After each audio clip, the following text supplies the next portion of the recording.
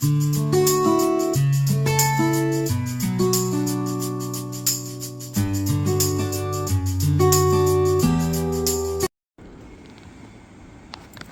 lovely soul people. This is Preet from Preet Samandar Love Life and Belief Channel. कैसे हो आप सब? I hope आप सब अच्छे होंगे और ईश्वर आपकी लाइफ को बेहतर करे, ऐसी हम आपके लिए प्रेयर करते हैं। दोस्तों, आज का topic again twin flame topic है, बिकॉज़ ये जर्नी जब मिलती है किन्हीं पेयर्स को तो वो जानते हैं कि इसकी जटिलताएं किस प्रकार होती हैं, इसमें कितनी स्ट्रगल होती है। तो इसीलिए जब हम नॉर्मल स्पिरिचुअल अवेकनिंग जर्नी के बारे में बात करते हैं तो साथ ही में हम ट्विन फ्लेम जर्नी के बारे में भी बात करना नहीं भूलते हैं, क्योंकि इसकी जटिलताएं मुझे कहने में ज़्यादा कोई ये गलत नहीं होगा कि उनसे बढ़ के होती हैं। नॉर्मल स्पिरिचुअल अवेकनिंग जर्नी से इनकी जटिलताएं, इनकी स्ट्रगल बढ़ के होती हैं। सो इट्स बेटर हम उस पर बात करें, क्योंकि जब हम इन टॉपिक्स पे बात करते हैं तो यही टॉपिक नॉर्मल स्पिरिचुअल जर्नी में भी हेल्प करते हैं, क्योंकि पेयर्स तो उधर भी होते हैं, राइट। सो फ्रेंड्स, आज का टॉपिक जो है वो है why after marriage one reveal that he or she is DM or DF। क्यों शादी के बाद ही कई बार एक पर्सन जोड़े में से ये रिवील करता है कि वो एक डिवाइन मास्कुलाइन या डिवाइन फेमिनाइन है, शादी से पहले क्यों नहीं पता चलता। आज हम इस टॉपिक पे बात करेंगे, क्योंकि ये सवाल इतना कॉमन है, इतना ज़्यादा आता है पेयर्स में से मेरे पास। क्यों ज़्यादा आता है, क्या रीज़न है कि आपकी ये रिवीलिंग कि आप इस ट्विन फ्लेम जर्नी के पार्ट हो, ये शादी के बाद ही क्यों होता है, इस विषय पे आज हम खुल के बात करेंगे। तो ये मैं आपको बता दूं, ये जनरल कलेक्टिव क्वेश्चन है, तो जनरल कलेक्टिव में ही आंसर भी दिया जाएगा। ये एक्सेप्शनल्स के लिए नहीं है, क्योंकि एक्सेप्शनल वो होते हैं जिनकी मैरिज ही उनके डीएम या डीएफ से हो जाती है, वो एक्सेप्शन केसेस होते हैं, राइट। तो नॉर्मली जनरल कलेक्टिव में ये होता है कि हमें मैरिज के बाद पता चलता है कि हम ऐसी किसी जर्नी का हिस्सा है, ठीक है। तो ये जनरल कलेक्टिव के लिए रीडिंग है। जो सवाल, जो परेशानी हमारे जनरल कलेक्टिव में लोग बहुत ज़्यादा झेलते हैं, उसकी वजह क्या है, उसके पीछे कारण क्या है। तो इससे पहले मैं शीर्षक शुरू करूँ, रोज़ की तरह आपसे अनुरोध, आप एनर्जी एक्सचेंज कर लीजिए, क्योंकि ये टाइमलेस रीडिंग है, सभी स्टार साइंस के लिए अवेलेबल है, बिकॉज ये एनर्जी बेस्ड है। तो इसलिए सभी स्टार साइन इसको देख सकते हैं। सभी जेंडर्स के लिए वैलिड है, 18+ के लिए वैलिड है, ओके। तो जेंडर्स में मेल, फीमेल और थर्ड जेंडर इसको देख सकते हैं, ओके। तो फ्रेंड्स, लाइक, शेयर, सब्सक्राइब देने के बाद आपको छोड़ना होता है एक क्लेमिंग मैसेज, और पर्सनल रीडिंग वालों को कांटेक्ट मिल जाएगा स्क्रीन पे दिए नंबर में या डिस्क्रिप्शन में, जिससे वो अपनी पर्सनल क्वेरी, सेशन, हीलिंग, जो भी उनको चाहिए, व्हाट्सएवर दे नीड और want from their side, they can explain through a text और voice message to us and we will contact them. And after booking, जब वो हमारे साथ अपना सेशन बुक कर लेते हैं, उसके बाद हमारी तरफ से उनको कॉल जाता है और समस्या का समाधान दिया जाता है। तो ये फटाफट से कर लीजिए जिनको करना है, बिकॉज समय बहुत कीमती होता है और एक बार अगर ये हाथ से गुजर जाए तो फिर वापस नहीं आता। So don't waste your time and just take a right step on right time. हम आपके साथ हैं। तो फ्रेंड्स, जो मैंने आपके सामने आज ये शीर्षक रखा कि क्यों मैरिज के बाद ही मोस्ट प्रॉब्ली लोगों को पता लगता है कि वो एक जर्नी, एक स्पिरिचुअल जर्नी का हिस्सा है, और एक ऐसी स्पिरिचुअल जर्नी जिसमें दो जिस्म एक जान की जर्नी को साथ लेके चल रहे हैं, यानी कि ट्विन फ्लेम, दो ही मूर्ति और एक जान की जर्नी में वो हैं।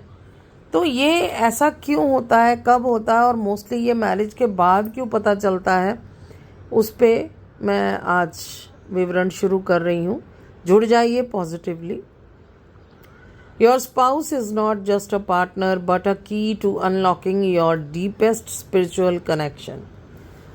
इस जर्नी में अगर आप ऐसी किसी जर्नी का हिस्सा हो तो ये चीज़ आप पे लागू करेगी कि आपका जो पार्टनर होता है वो सिर्फ आपका एक पार्टनर नहीं होता है। इस जर्नी में कई बार वो बहुत सारे बंद तालों को खोलने की चाबी ईश्वर आपको देता है। यानी कि अगर आपका पार्टनर कार्मिक है या सोलमेट है, पर अलग अलग हालातों में ईश्वर उसके हाथों में वो चाबी देता है जिससे आपके अंदर के कई लॉक डोर्स ओपन होते हैं।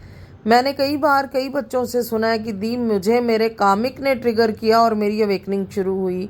कई बोलते हैं मुझे मेरे सोलमेट ने ट्रिगर किया और मेरी अवेकनिंग शुरू हुई। देखिए एक्चुअली तो ये जो टाइम होता है अवेकनिंग का, ये डिवाइन डिसाइड करता है और ये आती आपके डीएम या डीएफ की तरफ से ही है। लेकिन इसमें एक मैसेंजर चाहिए होता है, एक चैनल चाहिए होता है, क्योंकि वो आपसे दूर होते हैं। तो वो कॉस्मिक एनर्जी आपके पार्टनर को कनेक्ट करती है और उसके थ्रू आपको ट्रिगर दिलवाती है जब वक्त आता है आपकी अवेकनिंग का। तो वो कुछ ऐसा करते हैं जिससे आपकी अवेकनिंग जो है वो ट्रिगर होती है और आप उसमें एंटर कर जाते हो उस जोन में, वो पोर्टल ओपन हो जाता है। ठीक है। लाइक एज मैं अपनी ही एग्जांपल यहाँ पे कोट करूँगी। मैं आपको बताऊँगी कि जब मेरी मैरिज, मेरे प्रेजेंट जो मेरे पार्टनर हैं, मेरे हस्बैंड हैं, वो एक सोलमेट व्यक्ति हैं मेरी लाइफ में। तो उन्होंने मुझे अपने हाथों से, जब वक्त आया था अवेकनिंग का, तो अपने हाथों से उन्होंने मुझे शिव शक्ति धारण करवाए थे, रुद्राक्ष शिव शक्ति के धारण करवाए, जिससे मेरी अवेकनिंग स्टार्ट हो गई।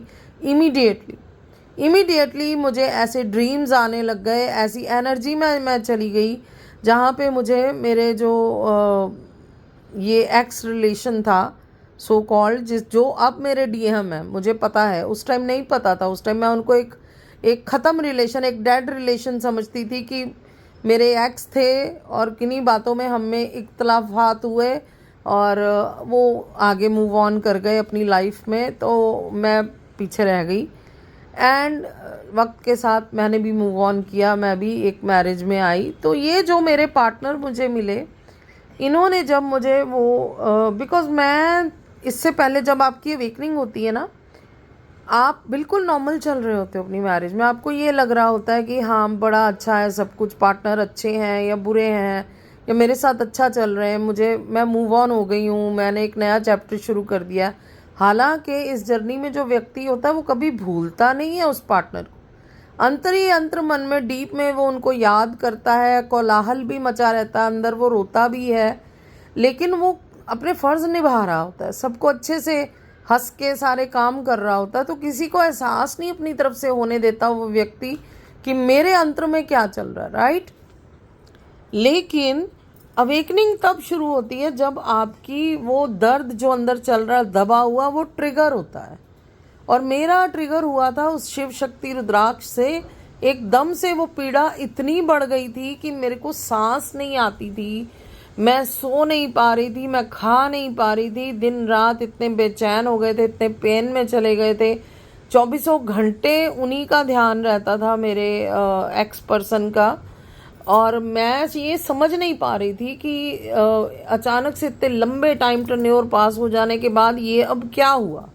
मतलब वो व्यक्ति ऑलरेडी एक मैरिज में है, किसी के साथ है, सेटल डाउन है, अब तक बच्चों वाला होगा, और मैं अचानक से उनको क्यों याद कर रही हूँ, मुझे ये समझ में नहीं आ रहा था। जबकि मैं भी मैरिड हूँ, किसी के साथ हूँ, और अपनी तरफ से मैं लॉयल थी अपने पार्टनर के साथ कि ठीक है जो होना था हो गया, ईश्वर को जो मंजूर था, but I am loyal toward my partner. तो मुझे बड़ी शुरू में ग्लानी फील होती थी कि मैं इनके साथ हूँ, इनके विवाह बंधन में हूँ, तो मैं क्यों अपने एक्स को याद कर रही हूँ, क्यों मुझे वो याद आते हैं। फिर धीरे धीरे जब वो बढ़ती चली गई प्रॉब्लम, तो मैंने अपने हस्बैंड के साथ शेयर करी। Being a friend, being a partner, मैंने ज़रूरी समझा उनको बताना कि मेरे से ना खाया जा रहा है, ना सोया जा रहा है, ना पाठ पूजा हो रही है, कुछ भी नहीं हो पा रहा है। मेरे को किसी एंगल में मैं खुद को सेटिस्फाई नहीं कर पा रही हूँ, काम डाउन नहीं कर पा रही हूँ, ये कोई टोना है क्या है, मैं नहीं समझ पा रही हूँ। तो प्लीज़ आप इसका कोई विकल्प ढूंढिए कि ऐसा मेरे साथ क्यों हो रहा है। क्योंकि मुझे ऐसा लगा कि शायद उनकी तरफ से अचानक, या तो वो कोई प्रॉब्लम में हो सकता है पर्सन, इतने सालों बाद जो ट्रिगर हुआ है ये, या तो फिर हो सकता है कि किसी ने कुछ किया है, तब ये हो रहा है कि मेरी मैरिज ख़राब करने के लिए। मुझे ऐसा फील हुआ। तो we proceed to a psychic. हमने यही समझा कि हम किसी साइकिक या एस्ट्रोलॉजर के पास जाएं और उनको पूछा जाए कि इस पेन का, इस तकलीफ़ की क्या वजह है। तो जब हम दोनों मियाँ बीवी गए, हमने पिछले रिश्ते के बारे में उनको बताया और उन्होंने चेक किया, तो उन्होंने स्ट्रेट वे में हमें बताया कि आप एक जर्नी में हो, जिस जर्नी का नाम ट्विन फ्लेम है, और ये पर्सन जिसको आप अपना एक्स बॉयफ्रेंड बोल रहे हो, ये दरअसल आपका डिवाइन पार्टनर है। और उन्होंने खैर उस वक्त यही बोला कि वो आपके डिवाइन मास्कुलाइन है, आप डिवाइन फेमिनाइन हो। तो मेरे लिए और मेरे पति के लिए बेहद आश्चर्य भरी बात थी कि एक पर्सन जो आपकी लाइफ से सालों पहले चला गया है, कभी बात नहीं हुई, कभी कांटेक्ट नहीं हुआ, वो कहाँ है, किस हाल में है, मैं ये भी नहीं जानती थी। बिकॉज मेरे पुराने व्यूअर्स को मैंने बताया कि उनकी शादी के बाद उन्हीं की तरफ से ये प्रोपोगंडा किया गया कि वो नहीं है इस दुनिया में, इस 3D वर्ल्ड में नहीं है, वो पास ऑन कर गए हैं। तो मैं तो यही मानती थी कि वो इस दुनिया में ही नहीं है, मैं अकेली रह गई हूँ और वो चले गए हैं, किसी बीमारी की वजह से वो इस दुनिया से चले गए हैं, ऐसा मुझे बताया गया था। तो मैं उसी को सत्य लेके चल रही थी, जबकि मेरी आत्मा ने सत्य को कभी स्वीकार नहीं किया था। मुझे हमेशा इसमें ये फील हुआ था कि ये कोई चालाकी हो सकती है। तो मैं अपनी तरफ से अपने ईश्वर को ये कह चुकी थी कि ठीक है, जो भी किया है आपने हमारे भले के लिए होगा। हालांकि ये बेहद तकलीफ़देह था, बेहद दर्द भरा था, लेकिन मैं अपने दर्द को अपने अंतर में दबा के चल रही थी और मैं अपने कार्य कर रही थी। बट इस शिव शक्ति रुद्राक्ष ने मेरे अंतर में एकदम कोलाहल मचा दिया और कौतूहल इतना बढ़ गया मेरे अंदर का, मेरी बेचैनी इतनी बढ़ गई कि मुझे साइकिक हेल्प लेनी पड़ी। और जब ये सत्य उजागर हुआ मेरे सामने, तो जितना शॉकिंग ये मेरे लिए था, ऑफ कोर्स उससे कहीं ज़्यादा शॉकिंग मेरे हस्बैंड के लिए था। बिकॉज ऐसा जानना कि मेरी वाइफ किसी के साथ सोल रिलेशन में है, एक हस्बैंड के लिए कतई भी इजी नहीं होता। बट एट दैट टाइम खैर मेरे हस्बैंड ने बहुत ही धैर्य का परिचय दिया और बहुत ध्यान से उन्होंने मुझे संभाला, मेरा साथ दिया, ये बोला कि तुम अकेले नहीं हो। बिकॉज तब तक मैं यही जानती थी कि वो जा चुके हैं, इस दुनिया में नहीं है। तो उन्होंने बोला कि ठीक है, अगर ये अवेकनिंग हुई है तो कोई रीज़न होगा इसका होने का। तो हमने नेक्स्ट क्वेश्चन साइकिक से ये पूछा कि वो तो इस दुनिया में नहीं है, तो ये अवेकनिंग अब क्यों हुई। तो उन्होंने हमें बताया कि नहीं, वो जीवित है, हालांकि काफ़ी बीमार हैं, पर वो जीवित हैं और आपको बेहद याद कर रहे हैं। और मिसिंग एनर्जी है बहुत ज़्यादा उनकी तरफ से, पेन की एनर्जी है, इसीलिए उनकी एनर्जी आप मिरर कर रहे हो। आपको भी पेन आ रहा है, आप भी विचलित हो रहे हो, परेशान हो रहे हो। You are receiving your person's energy cosmically. तो तब मुझे पहली बार पता चला था कि रूहानी एनर्जी क्या होती है, रूहों का कनेक्शन क्या होता है। ये मैंने पहली बार सुना था अपनी ज़िंदगी में। बिकॉज इससे पहले अगर रूहानी लव के बारे में कुछ जानती थी तो वो बस इतना जानती थी कि राधा और कृष्णा का प्रेम, मीरा और कृष्णा का प्रेम, और सिया और राम का प्रेम, यही मुझे पता था। हनुमान जी का और राम जी का प्रेम, कि अगर कॉस्मिक लव होता है तो वो कुछ ऐसा होता है, बस इतना मैं जानती थी कि ये थे दो जिस्म एक जान, ऐसी मोहब्बतें जो ना कभी ख़त्म हुई हैं ना कभी ख़त्म होंगी, राइट। तो लेकिन इंसानों में भी ये होती हैं, 3D पर्सन्स में भी ये होती हैं। ये अपनी मास्टर्स तक की स्टडी में आते आते मैंने जो हीर रांझा को पढ़ा था, श्री फरहाद को पढ़ा था, जूलियट सीजर को पढ़ा था, तो उनसे मुझे थोड़ा अंदाज़ा हुआ था कि ऐसे लव होते हैं, ऐसे प्रेम होते हैं जो जिस्मों से परे होते हैं, जो इंसानी वजूद से परे होते हैं। लेकिन कभी ऐसा अनुभव नहीं किया था, किसी को ऐसे जोड़े को देखा नहीं था, तो मुझे एहसास नहीं था इस चीज़ का कि, और ये तो बिल्कुल भी नहीं सोचा था कि मेरी ज़िंदगी में ऐसा कुछ होगा। हालांकि बचपन से ट्विन फ्लेम के साइंस आते थे, बट बात वही है कि नॉलेज नहीं थी कि ये किसी जर्नी से रिलेटेड है। तो मुझे सब बोलते थे कि आप तो पागल हो, आपकी बच्ची पागल है, दिमाग से पैदल है, क्या सोचती रहती है, क्या बोलती रहती है। वो जो साइंस आप फील करते हो थोड़े वियर्ड होते हैं कि एक राजकुमार घोड़े पे चला आ रहा है आपकी तरफ और आप खुद को एक प्रिंसेस के रूप में देख रहे हो, उसको एक प्रिंस के रूप में देख रहे हो, और वो सपना बार बार आता था। या फिर आपको एक सपना आता है कि आप एक पर्टिकुलर प्लेस में हो अपने पर्सन के साथ, हालांकि चेहरा उनका धुंधला रहता था, लेकिन एक आकार रहता है कि इस प्रकार का व्यक्ति होगा। तो वो आकार उनको किसी राजमहल में देखती थी अपने साथ। इस प्रकार के सपने बार बार आते थे, और पर्टिकुलर फोर्ट्स जैसी जगह, हिस्टोरिकल प्लेसेस पे जाके उनको ढूंढती थी मैं। मुझे लगता था यहीं पे कहीं मुझे अपना वो प्रिंस चार्मिंग मिलेगा जिसको मैं ढूंढ रही हूँ, वो भी मुझे ढूंढते हुए यहीं कहीं आएगा। सो ऐसा मैं फील करती थी, और घर वाले और जो मेरे फ्रेंड्स थे वो सब बोलते थे कि ये बॉलीवुड मूवीज़ का प्रभाव हो सकता है, क्योंकि तुम मूवी लवर हो इसलिए तुम्हें ऐसा लगता है। बट ये तब से हो रहा था जब मैंने कभी मूवी देखी भी नहीं थी। ये उनको अब क्या बताया जाए और क्या समझाया जाए कि ये तो मैं बहुत छोटी आयु से, 3 साल के बच्चे को बातें याद रहनी शुरू होती हैं, तो मुझे 3 साल से भी पहले ये ड्रीम आते थे। मेरी मदर बताती हैं कि तुम जब बोलना ही सीखी थी तो तुम बताती थी कि घोड़े पे कोई, सफ़ेद घोड़े पे कोई आ रहे हैं, लंबे बाल वाले, सुनहरे बाल, लंबा कद, ऐसा व्यक्ति है। तुम बताते थे, डिस्क्राइब करते थे। हालांकि छोटा बच्चा था तो भूल जाती थी, बट फिर से वो ड्रीम आता था, फिर मम्मा को बताती थी। तो मैं बहुत छोटी एज से उनको बताती थी, पिक्चरें देखने से भी पहले, राइट। सो गाइज, ऐसा होता है, मेरी ज़िंदगी में हुआ, औरों की ज़िंदगी में भी हो रहा है। दैट्स वाई मैं ये टॉपिक लेके आई हूँ। लेकिन मैरिज के बाद क्यों? मैरिज के बाद ये होता है इसलिए कि here marriage becomes a trigger for your spiritual awakening, क्योंकि कई बार ईश्वर आपकी मैरिज को स्पिरिचुअल अवेकनिंग के ट्रिगर के रूप में यूज़ करते हैं, राइट। अभी पहले मैंने बताया कि मेरा और उनका जो रिलेशन था, मेरे डीएम का, वो आया गया हो गया था, बिकॉज़ उनकी घर वालों ने एग्री नहीं किया हमारे रिलेशन के लिए, जो भी रीज़न थे, और उनकी शादी कर दी गई कहीं और। तो वो बंदा मूव ऑन कर गया मुझे कह के कि ठीक है, मेरी शादी हो गई है।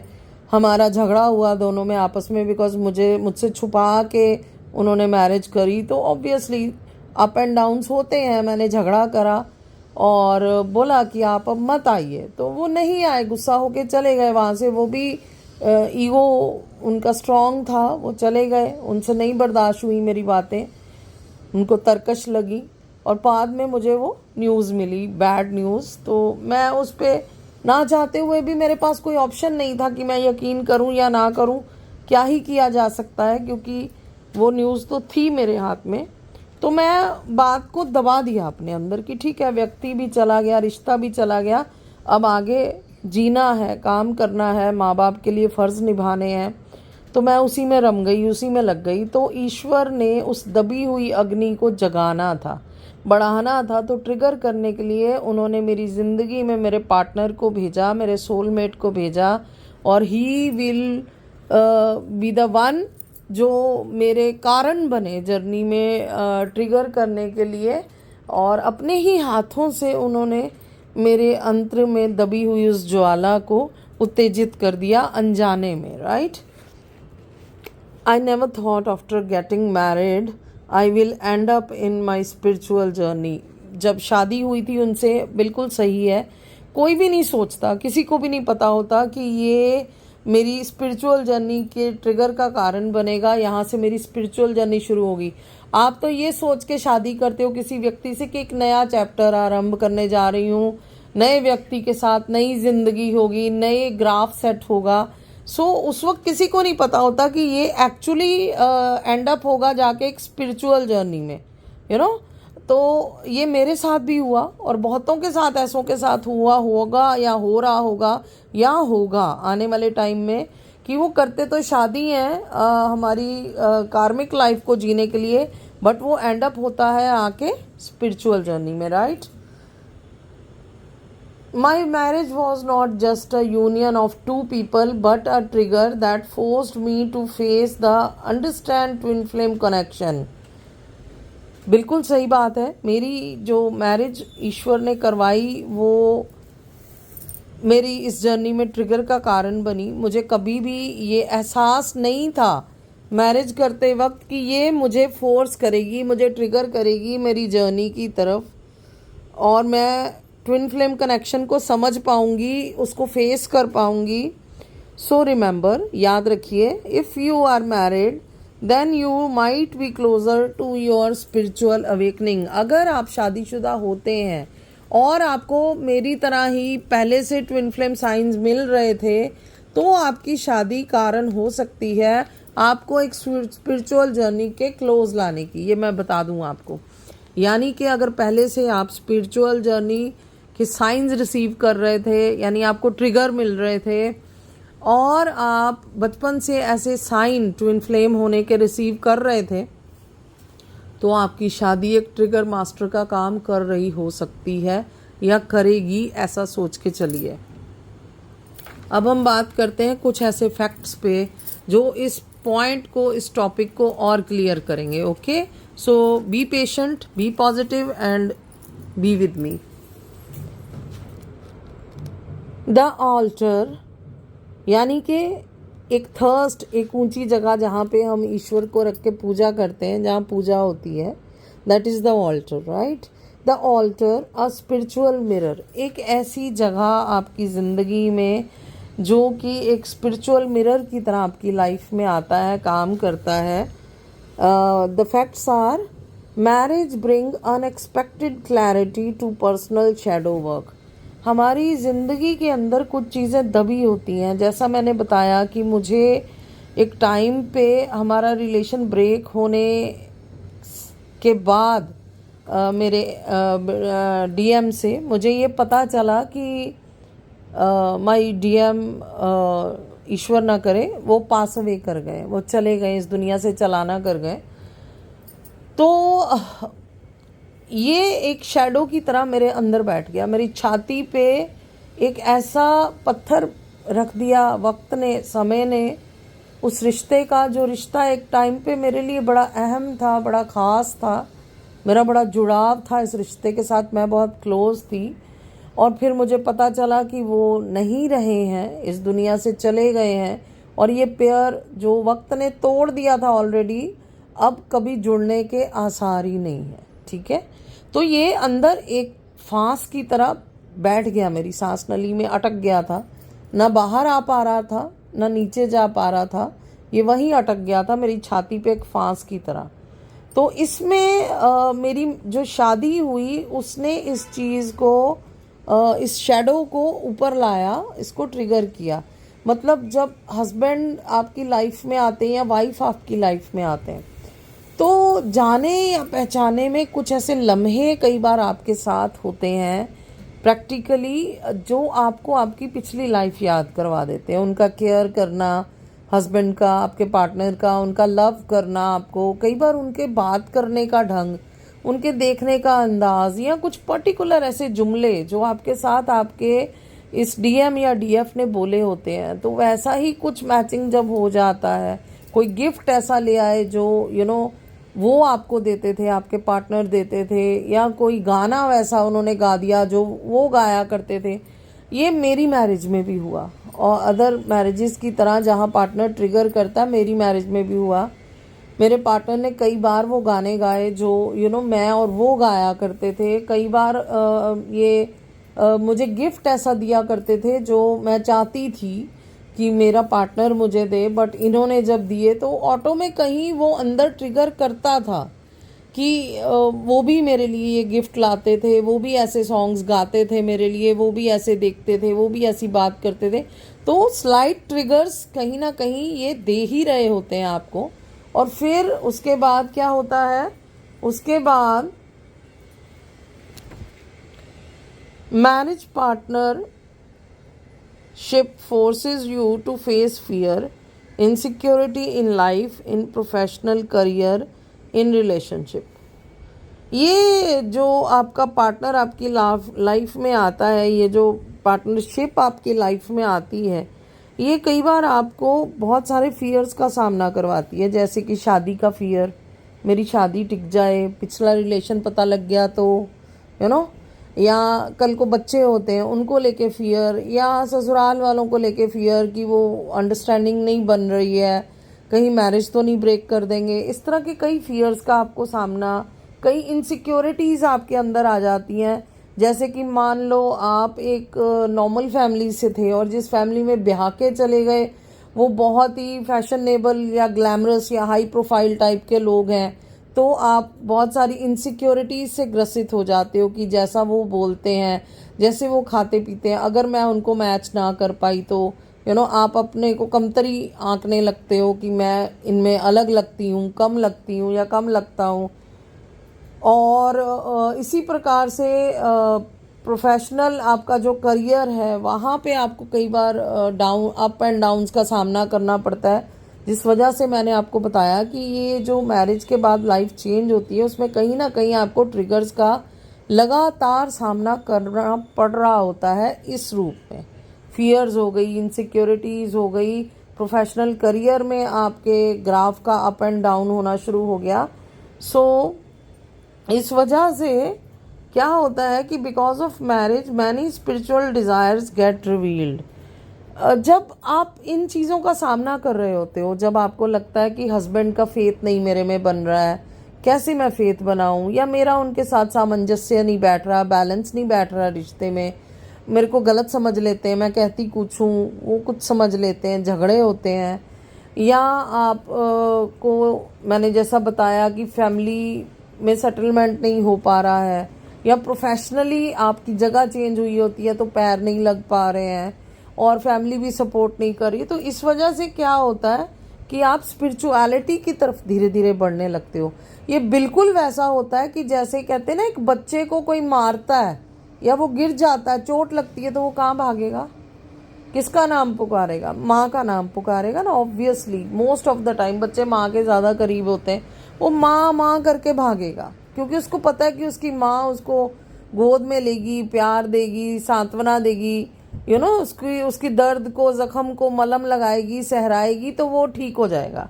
इसी प्रकार से आत्मा को जब चोट लगती है, जब आत्मा दर्द में होती है, जब आत्मा को तकलीफ होती है ना, तो उसके माता पिता कौन है, हमारे परम पिता परमात्मा, राइट, परम आत्मा। तो वो परम आत्मा की तरफ भागती है, तो वो परम आत्मा उसको सुकून दे सकती है, उसको इस मुश्किल से निकाल सकती है, राह सुझा सकती है।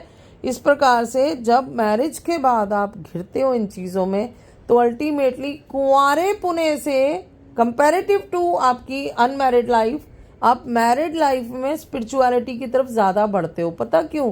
क्योंकि बायोलॉजिकल पेरेंट दूर हो जाते हैं, मोस्ट प्रॉब्ली आप सारी बात उनसे कर नहीं सकते, उनको बता नहीं सकते, क्योंकि ससुराल वालों की इज्जत का सवाल होता है, ब्ला ब्ला कई चीज़ें होती हैं।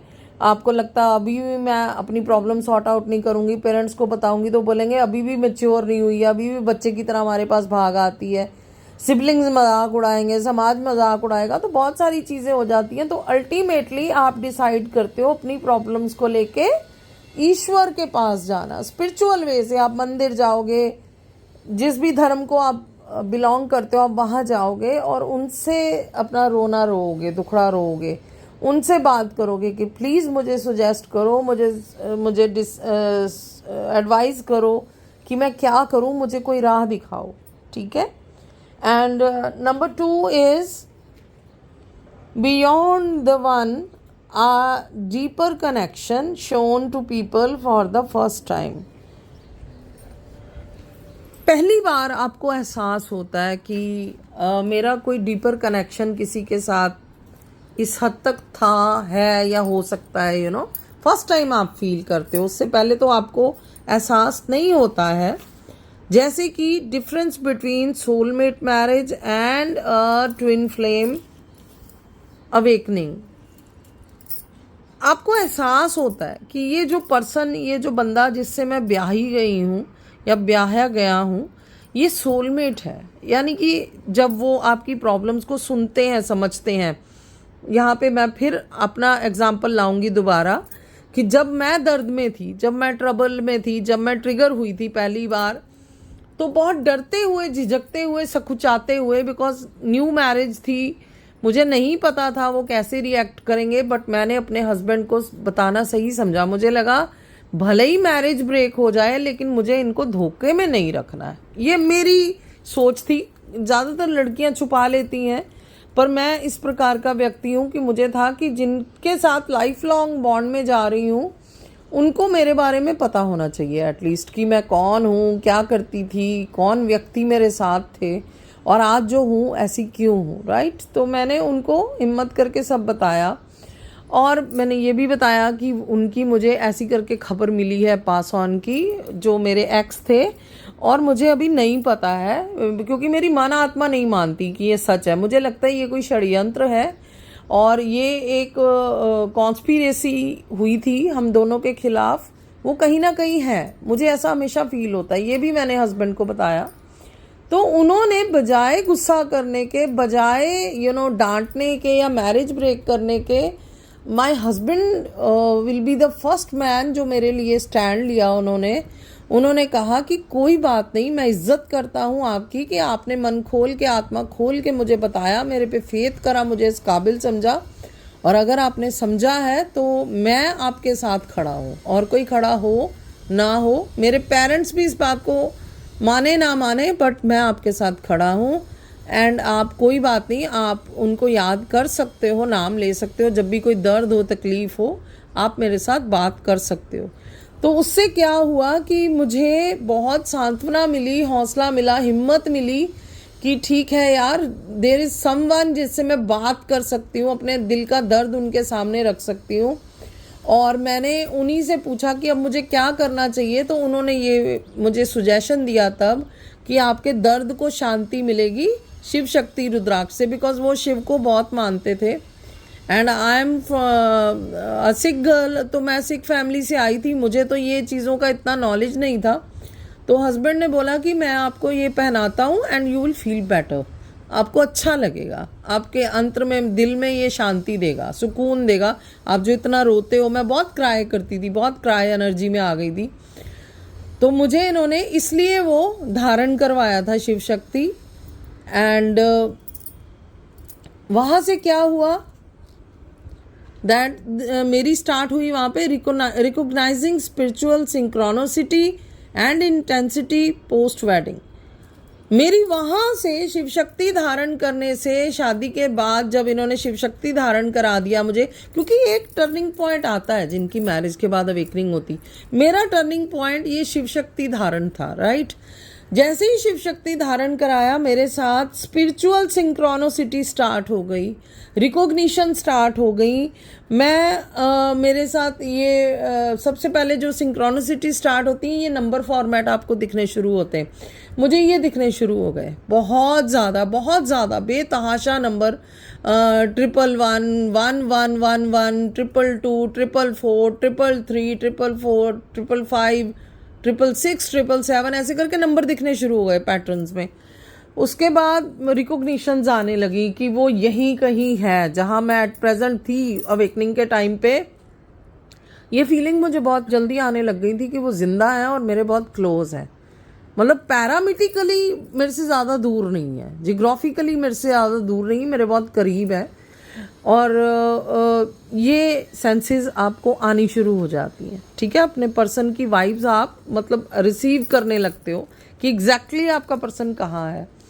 Feeling of an invincible third party guiding marital journey. यहाँ पे आपको वो व्यक्ति ना सिर्फ ट्रिगर करता है बल्कि आपको एक इनविंसिबल गाइडेंस देता है इस जर्नी के बारे में। जैसे मैंने आपको बताया कि मेरे हस्बैंड मुझे साइकिक के पास लेके गए, मेरे हस्बैंड ने मुझे ये एडवाइस किया कि मैं शिव शक्ति धारण करूं। फिर लेटर ऑन मेरे हस्बैंड मेरे को कई धार्मिक स्थानों पे यात्रा के लिए लेके गए जहाँ पे हम थे, एट प्रेजेंट जैसे कि मैंने अपने व्यूअर्स को बताया कि मैं महाराष्ट्र में थी, तो महाराष्ट्र में ही बहुत से हिस्टोरिकल प्लेसेस हैं शिव के, माँ काली के, तो मेरे को वो लेके गए वहाँ पे, मेरे को मत्था टिकवाया, तो I feel better, I feel much better. स्नान करवाए वहाँ पे, जो कुंड बने हुए थे, सरोवर बने हुए थे कि आप जाओ, आपका शुद्धिकरण होगा, यू विल फील बेटर। मेरे हाथों से शिवलिंग पे जल चढ़वाए, गौरी माँ के कुंड धुलवाए, तो मेरे को बहुत अच्छा लगा था। तो इस प्रकार से आपका ये जो पार्टनर होता है, ये ना सिर्फ आपको एडवाइस करता है उस जर्नी में, बल्कि कहीं ना कहीं आपके अंतर की अड़चनों को सुलझाने में, टेंगल्स को सुलझाने में अननोइंगली आपकी हेल्प कर रहा होता है। यानी कि उस जर्नी में एक को पार्टनर के तौर पे आपके साथ वो अननोइंगली चलने लगता है, you know, in the absence of your DM और डीएफ, राइट। जब वो जोग्राफिकली आपसे दूर हैं, फिजिकली आपसे दूर हैं, तो ईश्वर आपको एक को पार्टनर दे देता है जो आपको उलझनों को सुलझाने में, जर्नी को आगे बढ़ाने में आपकी हेल्प करने लगता है। नोइंगली नहीं, अननोइंगली। उस पर्सन को भी नहीं पता होता कि जो मैं कर रहा हूँ वो सिर्फ इस नीयत से कर रहे होते हैं कि इसको सुकून मिल जाए, ये बेटर हो जाए, ये मतलब फैमिली लाइफ बेटर जी पाए, अपनी लाइफ बेटर जी पाए, और हमारी ज़िंदगी जो अभी अपसेट हो गई है, बिकॉज एकदम अपसाइड डाउन हो जाती है बंदे की जब अवेकनिंग होती है। तो उससे अगर आप विचलित हो, आप बीमार हो, आप परेशान हो, तो सारी फैमिली आपसे जुड़ी होती है, कंसर्न्ड होती है, तो वो भी परेशान हो जाते हैं। तो इसलिए वो पर्सन हेल्प करता है कि चले थोड़ा सुकून आए, फैमिली लाइफ फिर से ट्रैक पे आ जाए, बिकॉज हमारी फिजिकल लाइफ में बहुत कुछ हो रहा होता है। कई बार हम कई कोर्सेज कर रहे हैं, पढ़ाई कर रहे हैं या जॉब कर रहे हैं, तो सब कुछ हिलता है, सब कुछ डगमगाता है, राइट। तो ऐसे में ये जो पार्टनर होता है आपका, वो हेल्प करता है आपकी, ये थर्ड पार्टी आपकी हेल्प करती है, आपको गाइड करती है इस मैरिटल जर्नी को आगे लेके जाने में। थर्ड पॉइंट है marital conflicts for twin flame recognition. Conflicts and growth within marriage as a mirror for core wounds. कई बार जैसा मैंने बोला कि मेरे तो खैर पार्टनर बहुत ही सपोर्टिंग रहे, बहुत ही पॉजिटिव वे में मेरे साथ वो हमेशा से चले, बहुत ही पेशेंस का उन्होंने मुजाहिरा करा। कभी भी मुझे उन्होंने फील ही नहीं होने दिया कि जैसे नॉर्मली एक मेल से जेलसी करता है, तो उनमें मुझे कभी ये नहीं दिखा, कभी भी नहीं। उन्होंने कभी ये नहीं कहा कि उनकी बात मत करो, क्यों करते हो, आई डोंट लाइक इट, मैं हस्बैंड हूँ, आप किसी और की बात मत कीजिए, पर पुरुष की बात क्यों करते हो। ही नेवर मैंशन दैट, कभी भी नहीं। इवन मेरे सामने छोड़ो, मेरे इन लॉज के सामने, मेरे पेरेंट्स के सामने भी उन्होंने कभी कंप्लेंट नहीं करा। हालांकि मेरे पेरेंट्स को भी मैंने बताया कि मैंने अपने हस्बैंड को मेरी पिछली लाइफ का मेंशन किया है, तो ऑब्वियसली उनसे डांट पड़नी थी, काफ़ी डांट पड़ी, काफ़ी उठापटक हुई कि क्या ज़रूरत पड़ी थी, जब वो नहीं है इस दुनिया में, क्यों तू पिछले पाज उखेड़ रही है। यानी मेरे को जो कॉन्फ्लिक्ट मेरे हस्बैंड से मिलना था वो मेरी फैमिली से मिला। बेसिकली आफ्टर मैरिज ये जो कॉन्फ्लिक्ट्स आते हैं ये कहीं ना कहीं से निकल के आएंगे। अगर आपका हस्बैंड नहीं दे रहा है तो फिर आपके इन लॉज दे सकते हैं या आपके पेरेंट्स दे सकते हैं, और ये क्या करते हैं, ये आपके कोर वुंड्स को हिला देते हैं, छेड़ देते हैं, जो अंदर जख्म छुपे हुए होते हैं। उसका नतीजा क्या हुआ, जब मुझे मेरे पेरेंट्स से ये ट्रिगर मिले, उन्होंने बहुत डांटा कि इससे तेरी मैरिज टूट सकती है, उसका पेशेंस ख़त्म हो सकता है, ये क्या बेवकूफ़ी करी है, क्या ज़रूरत थी। तो मेरे क्योंकि ज़ख्म ऑलरेडी हिले हुए थे, वो मुझे बहुत याद आ रहे थे, बहुत सारी चीज़ें पिछली आपको याद आने लगती है, एक पिक्चर की तरह, एक रील की तरह, एक एक डायलॉग, एक एक मोमेंट जो आपने उनके साथ स्पेंड किया होता है वो सब चल रहा होता है उस टाइम, ठीक है। तो ऐसे में जब पेरेंट्स की तरफ से मुझे टोटली नॉन सपोर्टिव बिहेवियर मिला उस टाइम, जो कि एक्सपेक्टेड था, बिकॉज मेरे हस्बैंड बहुत अच्छे थे, बहुत कोऑपरेटिव हैं, ईश्वर उनको लंबी उम्र दे, तो उनको ये बिल्कुल भी सही नहीं लगा मेरे पेरेंट्स को कि इतने अच्छे लड़के को तूने दुखी किया, परेशान किया, ये बता के तुझे हमारे साथ बात करनी चाहिए थी, तुम्हें उनके साथ बात नहीं करनी थी। उस वजह से क्या हुआ कि मैं फिज़िकली भी सिक हुई, बिकॉज मेरे हार्ट पे बहुत ज़्यादा स्ट्रोक आया, बहुत चोट लगी, कि ये शायद मैंने बहुत गलत कर दिया, मैंने उनको दर्द दिया और जिसने मुझे कभी दर्द नहीं दिया, दर्द का एहसास नहीं होने दिया। और मैं काफ़ी लॉन्ग टाइम तक एक प्रोलॉन्ग सिकनेस में चली गई थी और बहुत मेंटली भी बहुत शॉक लगा था मुझे, बिकॉज मेरे को ये एहसास कराया गया डीपली कि तुमने बहुत बड़ा पाप कर दिया है, गुनाह कर दिया है। क्योंकि हमारे में हिंदू धर्म में हस्बैंड को देव के समान माना जाता है, तो तुमने ये सही नहीं किया। तो मुझे ये शौक लगा था, जहाँ से मेरे सारे वूंड्स जो थे वो इतने ज़्यादा ऊपर आ गए थे कि मैं बस रोती थी और बेड रिडन हो गई थी, पड़ी रहती थी। करीबन साल भर मैं बेड में रही, मैं बिल्कुल कुछ नहीं कर पाती थी, एकदम स्वेलिंग, पेन, ये वो, बस रोना रोना। वज़न कम हो गया, खाना पीना कम हो गया। इसमें फिर मुझे हेल्प करी मेरे हस्बैंड ने ही दोबारा हील करने में। उन्होंने मुझे चैंटिंग की तरफ लगाया। बेड में लेटे लेटे मैं चैंट करती थी। उन्होंने मुझे सिमरनी ला के दी, जपमाला ला के दी, अलग अलग तरह की। मुझे आइडल्स ला के दिए जिन्होंने मुझे सहारा दिया। इस टाइम में मेरे साईं बाबा बहुत करीब आ गए थे और साईं बाबा की मूर्त उन्होंने मुझे ला के दी, मेरे बेडरूम में मेरे पास रख दी। और उनकी अगरबत्तियाँ, बाबा की धूप जलाया करती थी मैं, बाबा की विभूति मेरे लगाते रहे वो। तो ये जो चीज़ें होती हैं ना, कहीं ये आपको कनेक्ट कर रही होती हैं स्पिरिचुअलिटी से। ये टूल्स होते हैं, ये हेल्प करते हैं आपको। तो ये टूल्स मुझे प्रोवाइड कर रहे थे मेरे हस्बैंड, राइट, मेरा पार्टनर मुझे प्रोवाइड कर रहा था। और वन बाय वन मैं उनके करीब जा रही थी ईश्वर के। मेरा विश्वास बढ़ रहा था धार्मिकता में और मुझे आराम आ रहा था, मुझे सुकून मिल रहा था ईश्वर का नाम लेने से। उन्होंने मुझे बताया, समझाया कि बजाय रोने के, बजाय कुर्लाने के, क्योंकि मैं बहुत रोती थी ये याद करके कि वो वक्त से पहले ऐसे क्यों चले गए, हम में बात नहीं हुई, हम प्रॉपर एंडिंग भी नहीं कर पाए, बिकॉज हमारा ब्रेकअप कभी नहीं हुआ। बस वो गुस्सा हुए और चले गए, फिर कभी नहीं मिले। तो मुझे ये चीज़ का हमेशा रहता था कि हमारा कभी प्रॉपर गुड बाय नहीं हो पाया आपस में, यू नो। इतना अच्छा रिलेशन हमारा, कम से कम हमें एक ढंग से गुड बाय तो होनी चाहिए थी, you know.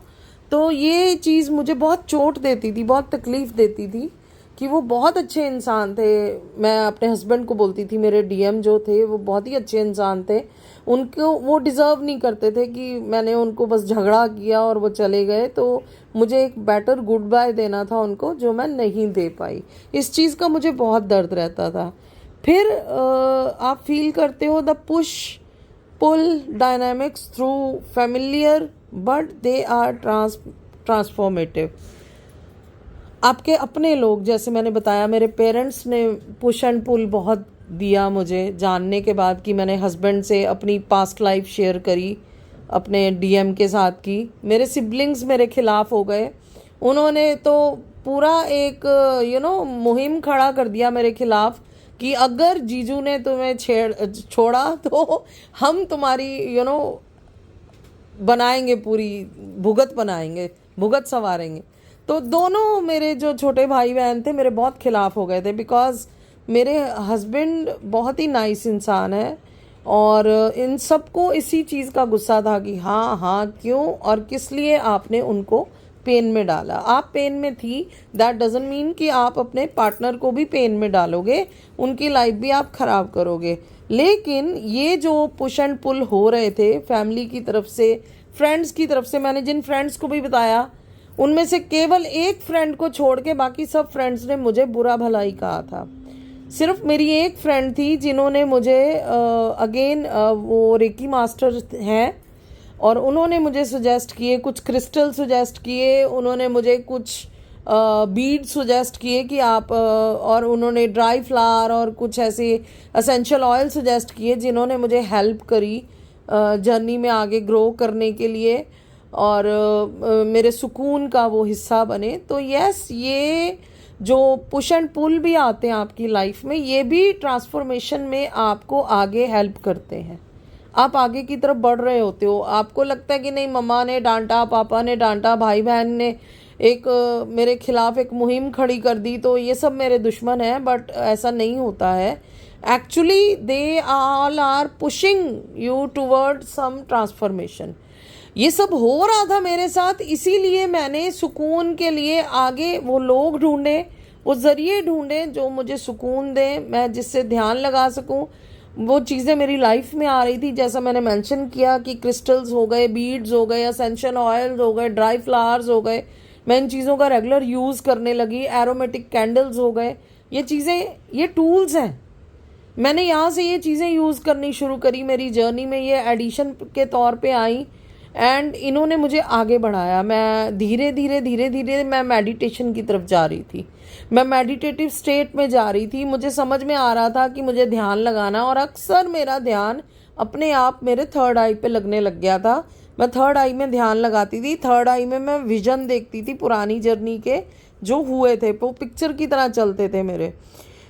And shared spiritual experiences और a sudden urge for joint spiritual exploration. इससे क्या होता है कि आपकी जो स्पिरिचुअल एक्सपीरियंसेस हैं या एक सडन अर्ज आपके अंदर बढ़ती है स्पिरिचुअल एक्सप्लोरिंग की।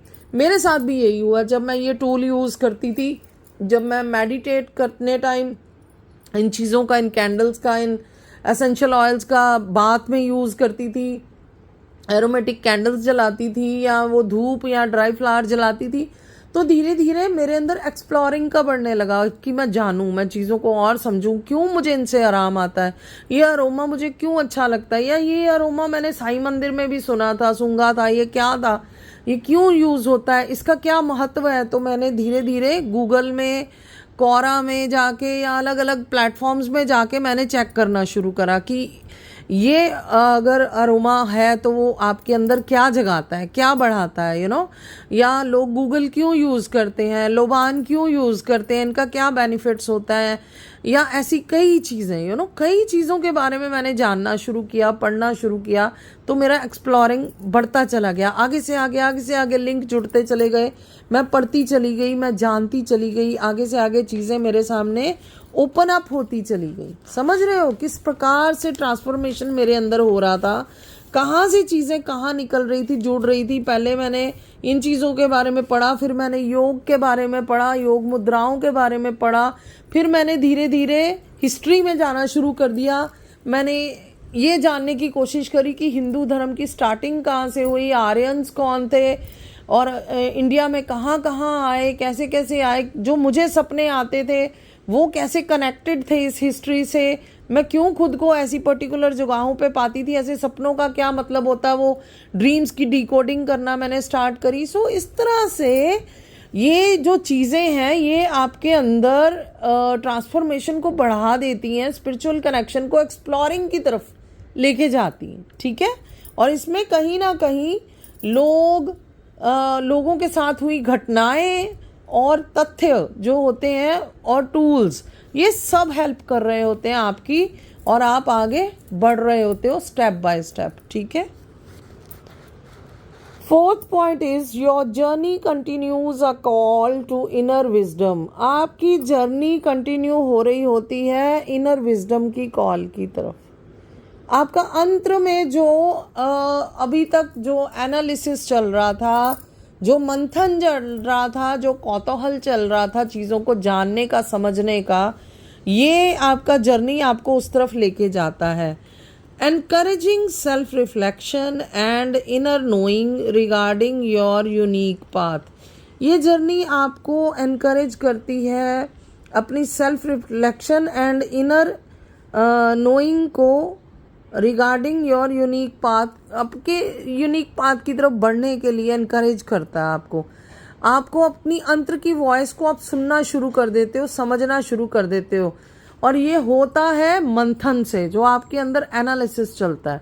जैसा मैंने बताया कि जब मुझे अचानक से उनकी याद आने लगी तो मेरे अंदर ये शुरू हुआ चलना कि ऐसे ऐसे करके ये रिश्ता ख़त्म हुआ था, और फिर खबर आई कि वो इंसान भी ख़त्म हुआ। तो फिर ये क्यों स्टार्ट हुआ मेरे अंदर, ये क्यों चला, कहाँ रिश्ता बड़ा था, कैसे रिश्ता टूट गया या तोड़ा गया, ये सब मेरे अंदर मंथन चला। प्लस वन मूवमेंट जो उनके साथ गुड एंड बैड मैंने बिताए, प्लस ये भी कि कैसे वो इंसान मेरे पास आया, कैसे मुझसे दूर होता चला गया, क्या रीज़न बना था, क्यों मैं उनको समझा नहीं पाई, क्यों वो इंसान समझ नहीं पाया, ये सब अंदर मंथन चल रहा था। और साथ में चल रहा था कि काश उस वक्त अगर ऐसा किया होता या ऐसा हुआ होता तो शायद चीज़ें बेटर होती। तो ये मंथन दिन रात आपके अंदर चल रहा होता है। आप उनकी वजह ढूंढते हो, आप उनके सल्यूशंस ढूंढने की कोशिश करते हो, आप उनको बेटर करने की कोशिश की तरीके ढूंढने शुरू करते हो, जो आपको आगे आगे आगे और आगे बढ़ाता जाता है, जहाँ से आपको आपकी लाइफ जर्नी को जीने के बेहतर तरीके पता चलते हैं, बेहतर सोल्यूशन पता लगते हैं। आपके अंदर बेसिकली मैच्योरिटी लेवल राइज होता है, बढ़ता चला जाता है। जो अपरिपक्व एनर्जी से आप पहले डील कर रहे होते हो, अब वो बड़ी परिपक्व एनर्जी हो जाती है, मैच्योर एनर्जी धीरे धीरे वो हो रही होती है, आप में मैच्योरिटी लेवल बढ़ रहा होता है। ठीक है। इम्पॉर्टेंस और trusting intuition in navigating the deep connections. ये नेविगेट कर रहा होता है कनेक्शन आपको आपके ज़िंदगी के जो इम्पोर्टेंस ऑफ ट्रस्टिंग इंट्यूशन, छठी इंद्री जो आपको पहले से आभास कराती है, जो पहले से बताती है अच्छे बुरे के बारे में, ये जर्नी आपको उस इंट्यूशन में ट्रस्ट करना सिखाती है, बताती है। क्योंकि पहले भी कई बार आभास होते हैं पर हम बोलते हैं छोड़ो, नहीं नहीं ऐसे ही लग रहा होगा, मैं ऐसे ही सोच रही हूँ, ना ना ऐसे थोड़ा हो सकता है, मुझे कैसे पता लगेगा कि आज फलां बंदे को, यानी मान लो मेरे फादर को आज फलानी जगह जाएंगे तो वहाँ झगड़ा हो जाएगा, या फलाने इंसान के साथ जाएंगे तो चोट लग जाएगी। ये चीज़ें फील होती थी पर मैं मानती नहीं थी। पर जब वो हो जाती थी, सत्य घटित हो जाती थी, तब मैं मजबूर हुई सोचने के लिए कि हाँ मुझे पहले फील हुआ था, मुझे पहले ही पता लग गया था, लेकिन मैंने किसी को बताया नहीं, मैंने अपने तक रखा और फिर वो हो गया। और या मैंने बताया उनको पर मेरे घर वालों ने माना नहीं और फिर उनके साथ वो घटित हो गया। लेकिन यहाँ तक आते आते, यहाँ तक ग्रोथ आते आते आपको ये समझ में आना शुरू हो जाता है कि आपकी छठी हिस्स जो होती है, सिक्स्थ इंटेंशन जो होती है, वो वाकई में होती है। और अगर वो जागृत है और आपको फीलिंग करवा रही है और वो सही बोल रही है, तो उसमें ट्रस्ट करो, उसको सुनो, उसको मानो, उसको समझो। राइट। वो किसी रीज़न की वजह से आपको ईश्वर ने वो गिफ्ट दिया होता है, जो आप फील कर पा रहे होते हो कि वक्त रहते ही आप उस चीज़ को होने से रोक लो, तब आपको बताया जाता है। True connection goes beyond transitional expectations. जो आपका ट्रू कनेक्शन होता है ना, सत्य किसी के साथ आपका जुड़ाव होता है, जो वो बियॉन्ड होता है इन सब ट्रांजिशनल एक्सपेक्टेशन से। एक्चुअली तो जो आपका रिश्ता उस रूह से है, उस रूह के हिस्से से है, वो इन सब चीज़ों से कहीं ऊपर, कहीं बड़ा, कहीं गहरा होता है, लेकिन हमें एहसास नहीं होता। कमज़ोरी, कमी होती है एहसास होने की। बट जैसे जैसे इस ट्रांजिशन के थ्रू हमें एहसास होता है उस रिश्ते की गहराई का, उसकी सत्यता का, उसकी स्ट्रेंथ का, उसकी ताकत का, जैसे जैसे ये मंथन हमें एनालाइज करवाता है, जैसे मंथन से 14 रत्न निकले थे, इसी प्रकार से जैसे जैसे आपके अंदर सोच का गहन मंथन होता है ना, उससे आप ट्विन फ्लेम की 8 स्टेजेस क्रॉस करते हो, 1 बाय 1 करके ऊपर आते हो। तो वो आपको लेके जाता है, ये ट्रांजिशनल जर्नी आपको लेके जाती है आपके रिश्ते की गहरी सत्यता को आपके सामने उजागर करने में, आपके सामने एक्सपोज करने में ये वर्क करता है, आपकी हेल्प करता है। राइट। तो इजंट इट इंटरेस्टेड, राइट। ये जिस तरह से सामने आता है तो इंटरेस्ट और बढ़ जाता है। तो आई होप जो पॉइंट आज मैंने आपके सामने खोले हैं कि क्यों मैरिज के बाद कईयों को पता चलता है, क्योंकि सारे इतने लकी नहीं होते। सबके जो कार्मिक बैगेजेस होते हैं, कई बार वो इतने हल्के नहीं होते कि उनको पहले से ही उनका डीएम या डीएफ मैरिटल पार्टनर के तौर पे मिल जाए। कई बार हमारे कार्मिक बैगेजेस एक के या दोनों साइड के बहुत हैवी होते हैं, जिस वजह से कार्मिक घटनाएं होनी होती हैं ज़िंदगी में। इसलिए ईश्वर हमें शुरू से हमारे डीएम या डीएफ के साथ कई बार एक नहीं करता, बीच में कोई कामिक या कोई सोल पार्टनर आता है। ठीक है। उसी के बाद जब हमें एहसास होता है उस रिश्ते की सत्यता का, उसकी एनर्जी का, उसकी डेप्थ का, तब हम जाके इस रिश्ते को समझ पाते हैं, उसके प्रति अपने कर्तव्यों को कर पाते हैं, समझ पाते हैं, और फिर जाके हमें इस जर्नी का सत्य उजागर होता है। ठीक है गाइस। तो ये है रीज़न कि why twin flame journey reveals after marriage. Okay, तो उम्मीद करती हूँ आपको समझने में, आगे ले जाने में ये टाइटल हेल्प करे और आप आगे बढ़ें अपनी स्पिरिचुअल जर्नी में। Until the time, stay blessed, stay tuned. Shabba khair, Rab rakha. Bye bye. Take care, all of you.